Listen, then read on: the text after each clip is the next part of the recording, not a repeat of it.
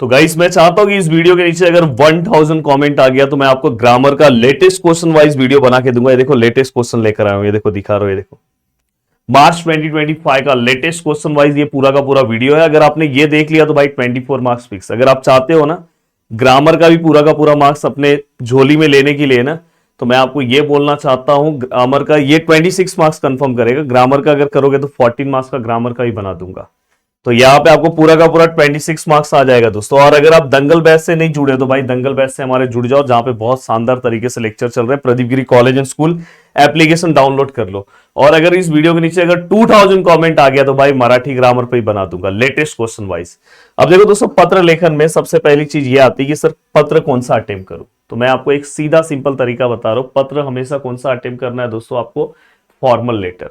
अब सर ये formal letter होता क्या है सर? फॉर्मल लेटर मतलब दोस्तों ऐसा लेटर जो हम ऑफिशियल कामों के लिए लिखते हैं। जैसे अगर समझो मैंने ग्राम पंचायत को कोई लेटर लिखा तो ये फॉर्मल लेटर है। अगर समझो मैं कोई लेटर समझो दोस्तों अपने प्रिंसिपल को लिख रहा हूं, प्रधानाध्यापक को, तो वो क्या हो गया? मुख्य अध्यापक, तो वो क्या हो गया दोस्तों? आपका फॉर्मल लेटर हो गया। बट अगर कोई ऐसा लेटर है जो मैं अपने घर में लिख रहा हूं, अपने भाई बहन को लिख रहा हूं, अपने रिलेटिव को लिख रहा हूं, अपने दोस्त को लिख रहा हूं, तो वो कैसा? इनफॉर्मल हो गया। तो हमें हमेशा फॉर्मल लेटर पे काम करना है। ये फॉर्मल लेटर का पूरा फॉर्मेट है, थोड़ा ध्यान से समझ लो। देखो सबसे पहले हम दिनांक लिखते हैं, और दिनांक भी किस तरह से लिखना है। जैसे यहाँ पे देखो मैं 4 मार्च लिख रहा हूं, तो 4 मार्च यहाँ पे कॉमा आएगा और 2026 ऐसे। आप इसको इंग्लिश में भी नंबर्स लिख सकते हो, कोई दिक्कत नहीं है।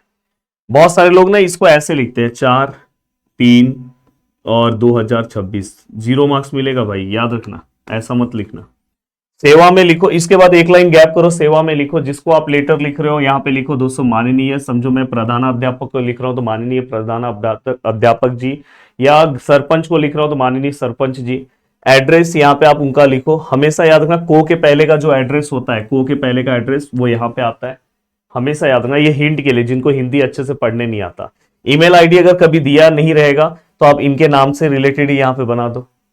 एंड देन दोस्तों पिन कोड भी मेंशन कर दिया करो, 6 डिजिट्स का पिन कोड हमेशा मेंशन कर दिया करो। दिया नहीं रहेगा, मोस्ट ऑफ द टाइम दिया ही नहीं रहता, तो आपको अपने से लिखना है। विषय कैसे लिखोगे? जैसे आपके मोहल्ले में गंदे पानी की शिकायत है तो आप लेटर लिख रहे हो सरपंच को, तो मोहल्ले में गंदे पानी की आपूर्ति हेतु पत्र, शिकायत हेतु पत्र। अब यहाँ पे अगर आप ध्यान से देखोगे दोस्तों महोदय, इसके बाद एक लाइन गैप करो महोदय। पहला पैराग्राफ क्या मेंशन करोगे दोस्तों कि पिछले कुछ दिनों से हमारे मोहल्ले में गंदे पानी की पूर्ति की जा रही है। और तो उसके बाद मेन पैराग्राफ में क्या लिखोगे दोस्तों? उसके बाद एक लाइन गैप करो, फिर यहीं से पैराग्राफ स्टार्ट करो। क्या लिखोगे दोस्तों? इस गंदे पानी की पूर्ति के कारण हमारे मोहल्ले में लोग बीमार हो रहे हैं, छोटे बच्चे भी बीमार हो रहे हैं। और एक दो गंदे पानी से रिलेटेड बीमारियों के नाम लिख दो। जैसे आप पीलिया लिख सकते हो, जिसको हम इंग्लिश में जॉन्डिस बोलते हैं। बस पीलिया का स्पेलिंग लिखने आना चाहिए। देखो इस तरह से हम लिखते हैं, ये देखो इस तरह से, ये मात्रा ऐसे आएगा पीलिया का। हैजा आप लिख सकते हो। तो ऐसे बीमारियों को अगर बारे में लिख दोगे तो और अच्छा है। हाँ, यहाँ पे आप 400-500 लोग के डेथ की बात मत कर देना कि हमारे एरिया में 50 लोग मर गए, 100-200-500 लोग, ऐसे मत लिख देना। क्योंकि 500 लोग के लिए आपको डेथ होने के बाद आपको ना 500 लोग का अगर डेथ हो गया ना, तो आपको ये चीज ना, आपको ये लेटर ना यहाँ पे नहीं पहुंचाने की जरूरत है दोस्तों सरपंच के पास। अपने आप ऑटोमेटिकली ये सब जगह बात पहुंच जाएगा, हाई कमांड प्राइम मिनिस्टर तक बात पहुंच जाएगा। आपने साइंस 2 पढ़ा होगा ना, एक होता है ना डिजास्टर मैनेजमेंट अथॉरिटी का मेन, तो अलग अलग लेवल पे। एंड दोस्तों लास्ट में क्या लिखोगे? निवेदन है कि आप मेरी समस्या को जल्द से जल्द दूर करोगे। और दोस्तों यहाँ पे क्या आएगा? धन्यवाद सहित एक लाइन गैप करो, भौतिक। और से पहले का जो एड्रेस है दोस्तों आपके लेटर में, वो यहाँ पे लिखोगे, उनके नाम के बाद एड्रेस और उसका ईमेल आईडी। गाइस मैं आपको बताने जा रहा हूं, जो चीजें मैं यहाँ पे बता रहा हूं वही आप फॉलो करते चलो। आप इस बार भी बोर्ड एग्जाम में जाओगे तो झंडे गाड़ के आओगे। ये मैं इसलिए बोल रहा हूं कि कुछ ऐसे स्टूडेंट हैं जो बस लास्ट टाइम में पढ़ के दोस्तों 95, 92, 93 स्कोर किए। दोस्तों गिरी ट्यूटोरियल एक ऑफलाइन क्लास से सर्च कर लेना, मेरे बारे में पहले सर्च कर लेना।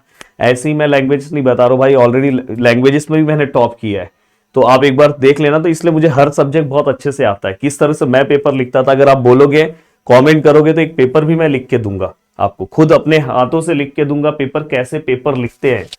अब ये हो गया दोस्तों। देखो अगर आपको इनफॉर्मल लेटर अटेम्प्ट करना ही है, पर करना मत, पर अगर करना है तो बस फॉर्मेट आपको पता होना चाहिए, पर बिल्कुल करना मत। दिनांक है, जैसे अगर पिताजी को लिख रहे हैं तो आगे रिस्पेक्ट देना होगा, आदरणीय पिताजी।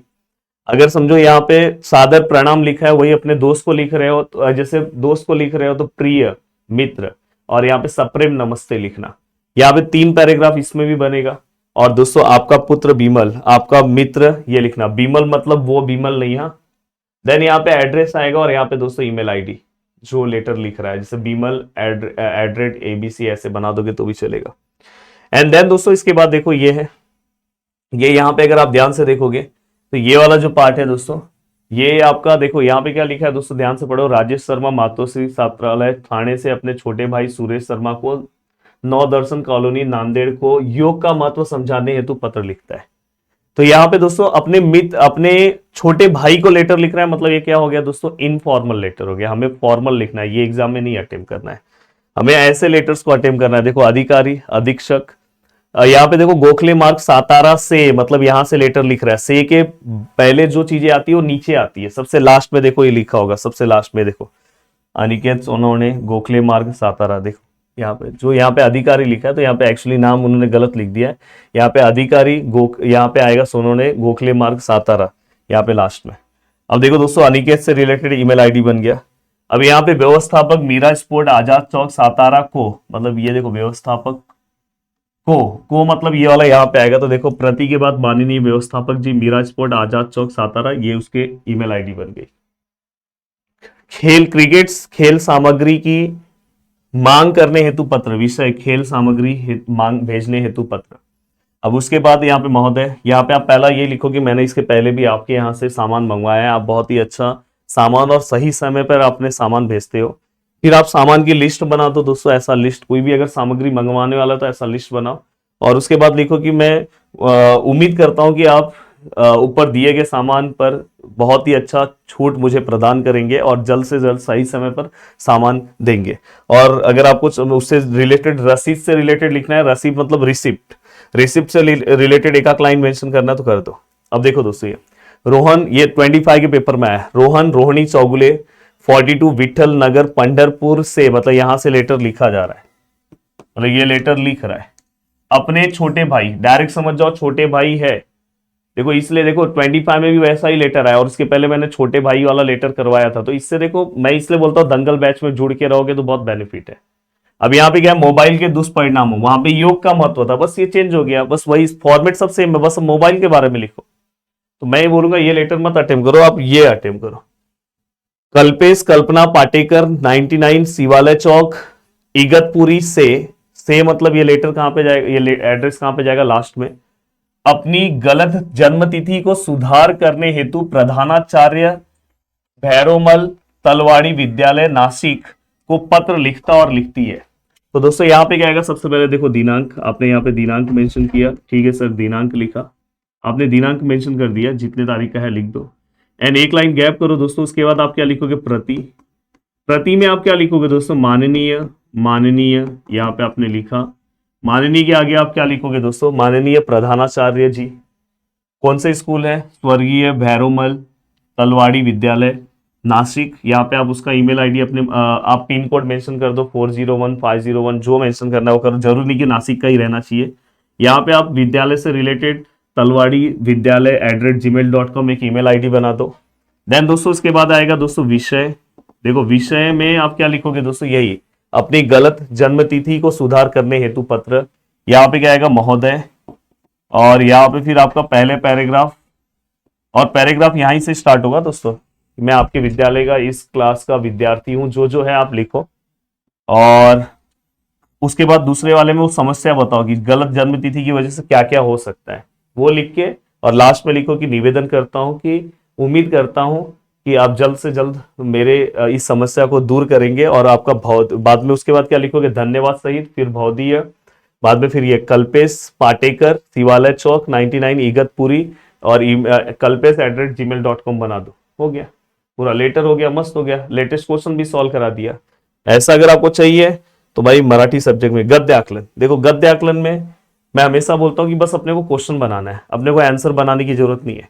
बहुत सारे स्टूडेंट ना आंसर बनाते हैं, जैसे अभी मैं बोलूं राजू अच्छा लड़का है, तो बहुत सारे लोग, मैं बोलूंगा इस पे क्वेश्चन बनाओ तो बहुत सारे लोग बोलेंगे ना कौन कौन अच्छा लड़का है। भाई बोर्ड एग्जाम 0 मार्क्स देगा।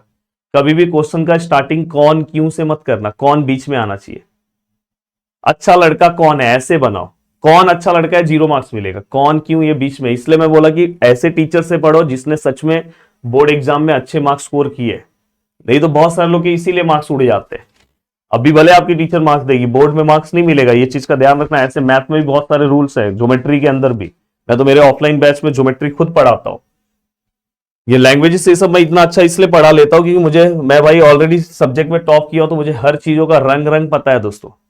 अब देखो यहाँ पे क्या लिखा है दोस्तों, ये हमें गद्यांश दिया है और इसमें हमें एक एक वाक्य के 4 प्रश्न तैयार करने, बस प्रश्न इस तरह से प्रश्न तैयार करना, क्वेश्चन मार्क देना कंपलसरी है। हाँ, अब देखो इन्होंने ये हमें दिया था, ये पैसेज 2025 का था, परिच्छेद था, इस पे 4 क्वेश्चन तैयार करने। अब यहाँ पे अगर आप ध्यान से देखोगे तो 4 क्वेश्चन अगर आप तैयार कर रहे हो तो देखो, भारतीय वायुसेना की एक प्रशिक्षणार्थी डॉक्टर कुमारी गीता घोष ने उस दिन यह छलांग लगाकर भारतीय महिलाओं की प्रगति के इतिहास में एक पन्ना और जोड़ दिया था। डॉक्टर घोष पहली भारतीय महिला है जिन्होंने वायुसेना से छतरी द्वारा उतरने का साहसिक अभियान किया था। तो आप इस पे एक स्टेटमेंट बना सकते हो, क्वेश्चन तैयार कर सकते हो।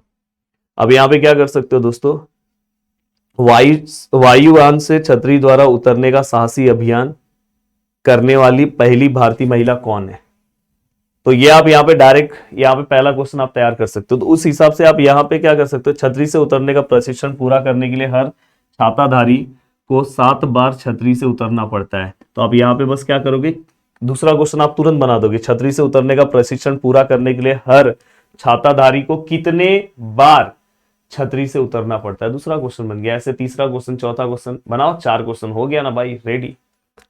नेक्स्ट अगर मैं बात करूं वृत्तांत में एक चीज हमेशा ध्यान रखना, वृत्तांत हमेशा शिविर के ऊपर लिखा जाता है। वृक्षारोपण कार्यक्रम, स्वच्छता अभियान, साक्षरता प्रसार, स्वतंत्रता दिवस, गणतंत्र दिवस, शिक्षक दिवस समारोह, जैसे आपका विदाई समारंभ होता है जिसको हम फेयरवेल बोलते हैं, उसके ऊपर हमेशा याद रखना। इसके अंदर सीक्वेंस बहुत मायने रखता है। प्रोग्राम कितने बजे स्टार्ट हुआ, प्रोग्राम कहां पे हुआ, कितने बजे शुरू हुआ, प्रोग्राम में कौन कौन लोग थे, कौन व्यक्ति विशेष था, ये बहुत इंपॉर्टेंट है दोस्तों। गेस्ट कौन था प्रोग्राम का, और अगर जो गेस्ट था हमारे प्रोग्राम का, थोड़ा ब्लर हो रहा है, हाँ सही हो गया, हमारे प्रोग्राम का जो गेस्ट था, भले उसने बहुत सड़ा दिया, मोस्ट ऑफ द प्रोग्राम में जो गेस्ट आते हैं ना वो अपना ही चालू रहते हैं, और कोई कोई गेस्ट इतना अच्छा आ जाता है, बहुत मजा आता है। तो भले वो कितना भी सड़ा दिया है, पर आप लिखना मत, यहाँ पे लिखना कि हमारे जो अतिथि आए थे उन्होंने हमें जिससे रिलेटेड होगा कि पर्यावरण के बारे में बहुत अच्छा बताया कि पर्यावरण का हमारे जीवन में क्या महत्व है, मतलब जो जिससे रिलेटेड वो वृत्तांत होगा। यहाँ पे गौण बातें नहीं लिखना है दोस्तों, छोटी मोटी बातें नहीं करना कि मैंने आगे वाले को पैर से मारा, मेरे पीछे वाले को चक्कर आ गया था, वो गिर गया था, ये सब मत लिखना। महत्व की बातें देखना है, और प्रॉपर शीर्षक टाइटल देना कंपलसरी है, नहीं तो मार्क्स उड़ जाएगा। देखो यहाँ पे देखो, गुरुकुल विद्यालय बीड़ में, तो इसलिए देखो जगह का नाम बीड़ लिखा, डेट लिखा, एक्चुअली यहाँ पे 16 आएगा। और यहां से आप 3 पैराग्राफ में लिख देना, 2 पैराग्राफ भी चलेगा, यहां से भी आप स्टार्ट कर सकते हो, नीचे से भी। तो यहां से आप डायरेक्ट स्टार्ट करो तो देखो दूसरा पैराग्राफ ना यहां से मैचिंग होना चाहिए, ये ध्यान रखना। तो यहाँ पे इन्होंने 2 पैराग्राफ मेंशन किया, आप 3 कर सकते हो। ये एक्चुअली ये पैराग्राफ ना यहाँ इससे मैच होना चाहिए था। तो इस तरह से आपका ये है। लास्ट में देखो ये हेडिंग है, कार्यालय प्रतिनिधि द्वारा, ये लिख दोगे तो अच्छा है। अब देखो दोस्तों, इसके बाद ये देखो, सरस्वती विद्यालय कोल्हापुर में मनाया गया शिक्षक दिवस समारोह का 70 से 80 शब्दों में वृत्तांत लिखिए। तो यहाँ पे कोल्हापुर लिखोगे।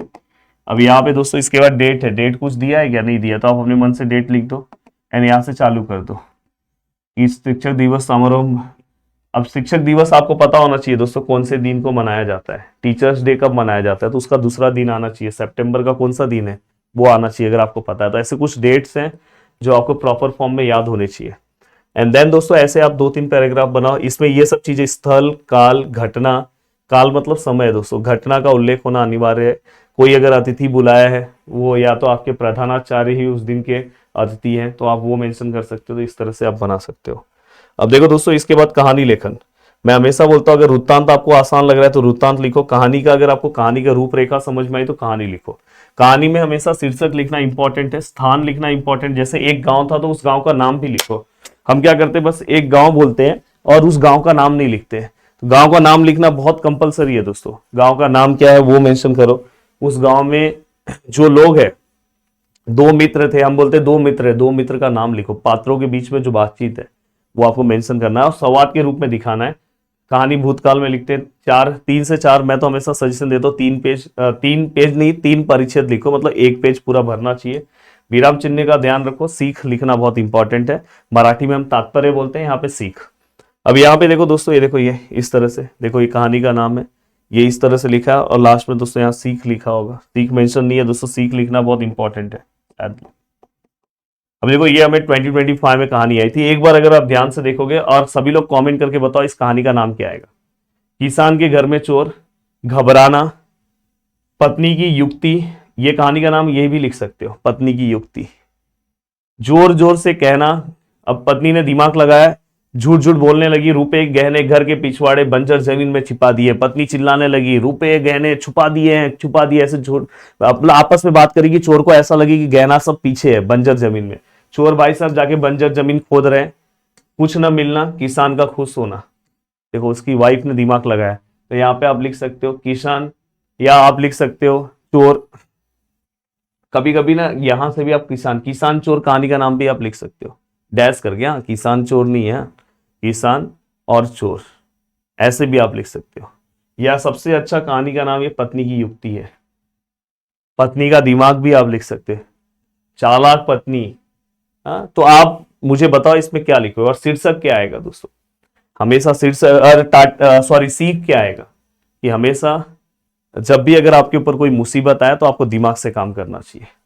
आप अपना सीख लिखना मुझे पता चलना चाहिए दोस्तों। देखो इस तरह से आपको फॉर्मेट तैयार करना है, टाइटल और ये लिखना है। नेक्स्ट है विज्ञापन लेखन। देखो विज्ञापन में मैं ये कंपलसरी है, इसलिए मैं हमेशा एक फॉर्मेट आपको तैयार करके देता हूं। यहाँ पे आप मस्त टाइटल लिखो, यहाँ विशेषताएं, विशेषताएं में आपके 4 पॉइंट आने चाहिए। विशेषताएं मतलब जैसे अगर समझो योग का है तो योग में क्या क्या विशेषताएं हैं, तो वहां पे प्रशिक्षित लोग हैं जो बहुत अच्छा सिखा रहे हैं, वहां पे हर तरह के जो भी सामग्री है वो अवेलेबल है, वो आप यहाँ पे मेंशन करो। ऐसे 4 पॉइंट विशेषताएं मेंशन करना। मराठी में यहाँ पे वैशिष्ट आता है, ईमेल और पता, मराठी में पत्ता लिखते हैं, तो यहाँ पे ये कंपलसरी लिखना होता है, नहीं तो मार्क्स चले जाता है। संपर्क और ये फोन नंबर यहाँ पे आप लिख सकते हो दोस्तों, कुछ समय से रिलेटेड लिख सकते हो। यहाँ पे आपका कोई घोष वाक्य है वो आप यहाँ पे लिख सकते हो।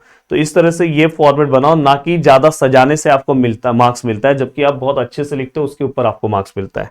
अब मैं यहाँ पे अगर बात करूँ, ये देखो निम्नलिखित जानकारी के आधार पर 50 से 60 शब्दों में विज्ञापन, चित्रकला शिविर, उद्घाटक, उद्घाटक का आपको नाम लिखना होगा, ऐसे एक डैश करके उद्घाटक, जैसे आप मैं बोलूंगा यहाँ पे आप उद्घाटक का नाम लिख सकते हो।